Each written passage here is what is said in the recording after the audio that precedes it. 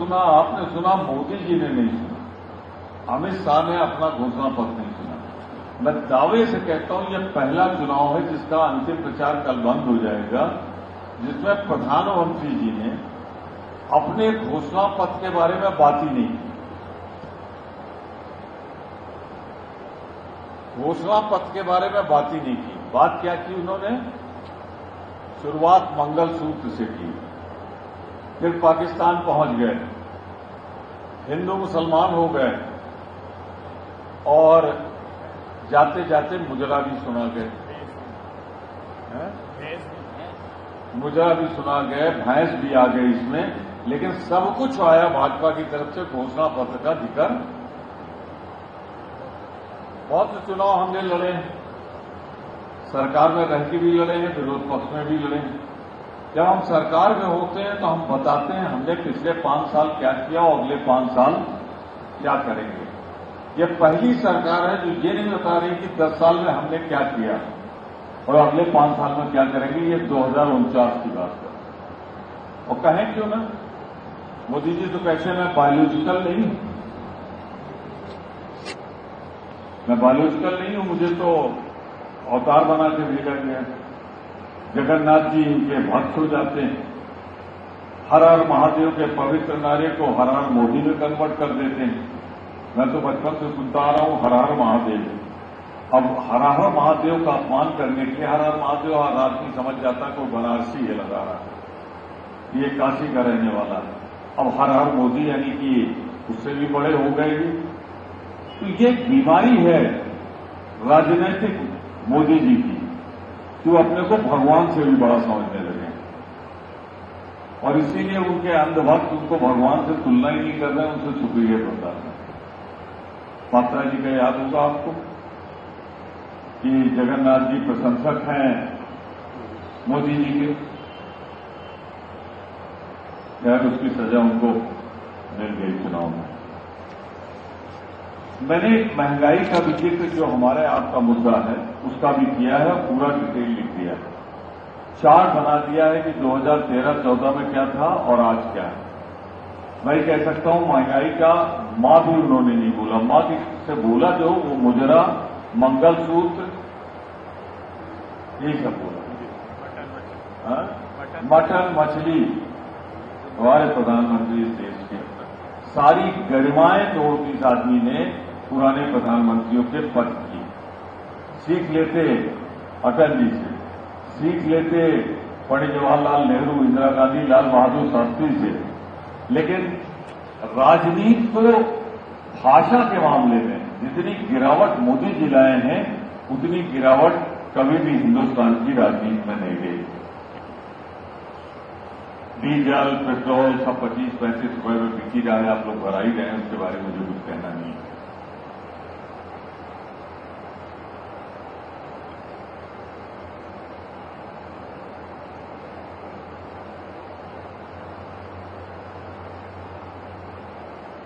अब तो मजाक होने लगा कि अगर कोई पति अपनी पत्नी से कुछ वादा करता है कि मैं तुम्हारे लिए ये ले आऊंगा और नहीं आता तो कहती तुम्हारा वादा भी मोदी जी जैसा वादा हो गया।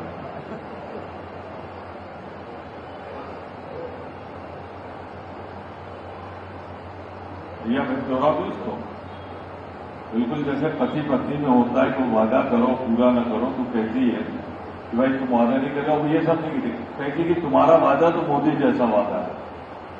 आप जोड़ लो ना, 15 लाख मिला, 2 करोड़ नौकरियां मिली, महंगाई पे नियंत्रण हुआ, सब कुछ है। तो अगर कोई पत्नी कहती है तो मेरे ख्याल से ठीक नहीं कहती है, और जो पत्नी कह रही वो 4 लोग को पता भी लग जाएगी।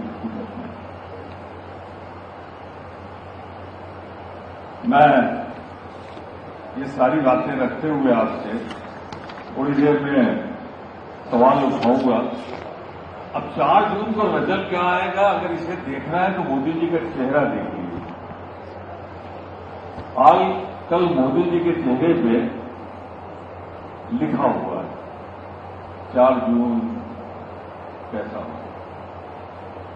हमारा तो वादा सबको मालूम ही है, राहुल जी कल बोल गए कि हर गरीब घर की महिला को 1 लाख रुपए, अप्रेंटिस करने वाले नौजवान को अप्रेंटिसशिप में 1 लाख रुपए, मनरेगा का 400 रुपए, न्यूनतम समर्थन मूल्य, किसान की कर्ज माफी, जीएसटी व्यवस्था ठीक करेंगे। चलने के धंधे के बारे में आपको बता ही चुका।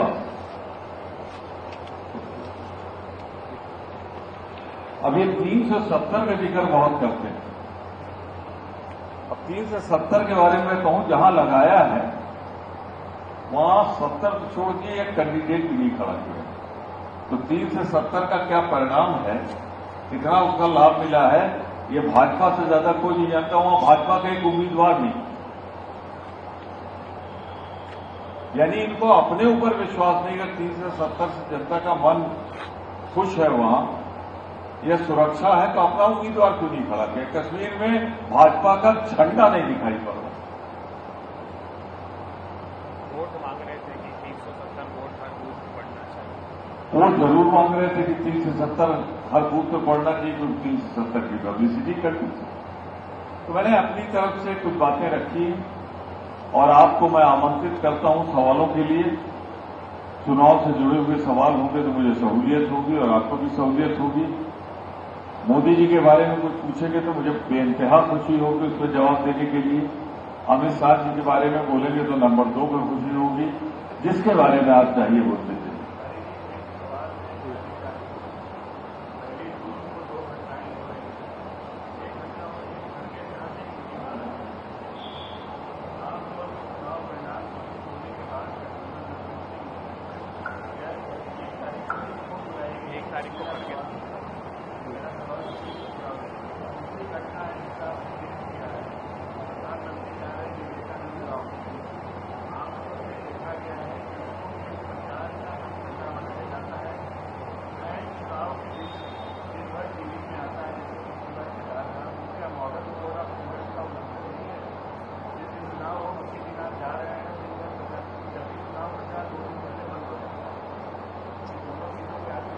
पहले मैं आपका पहले वाले सवाल।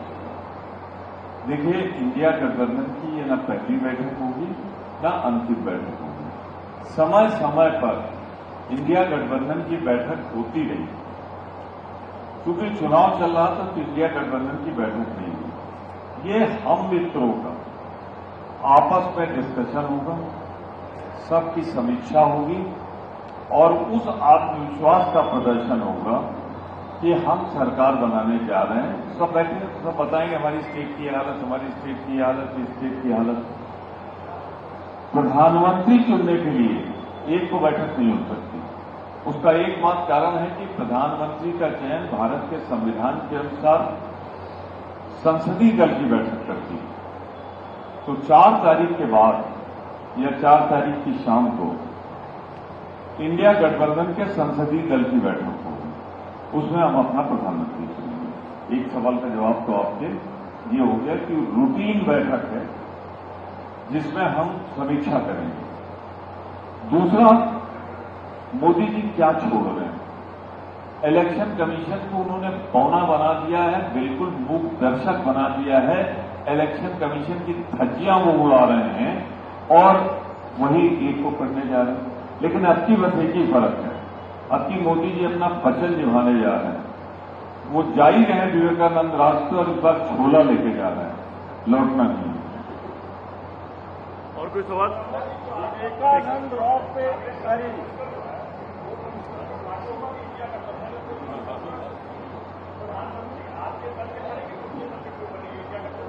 इस अधिकार, जैसा मैंने बताया, संविधान के अनुसार मैं तो हूं संसदीय दल का सदस्य, लेकिन ये अधिकार संसदीय दल को होगा। जब एजेंडे में आएगा प्रधानमंत्री के चयन का, तो निश्चित रूप से उस समय आपके सवाल का जवाब मिल जाएगा।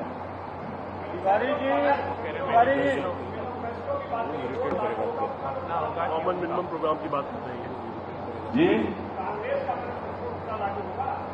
60% बचपन में पढ़ा हो, पता नहीं आपको 100% मिला है कि नहीं मिला है। 100%। तिवारी जी, विवेकानंद रॉक पे जाने से पहले केंद्र सरकार ने भारी संख्या में आईएएस का तबादला किया और 1 महीने के लिए एक्सटेंशन किया, जबकि आचार संहिता लागू है। ये भाई साहब ने सवाल पूछा।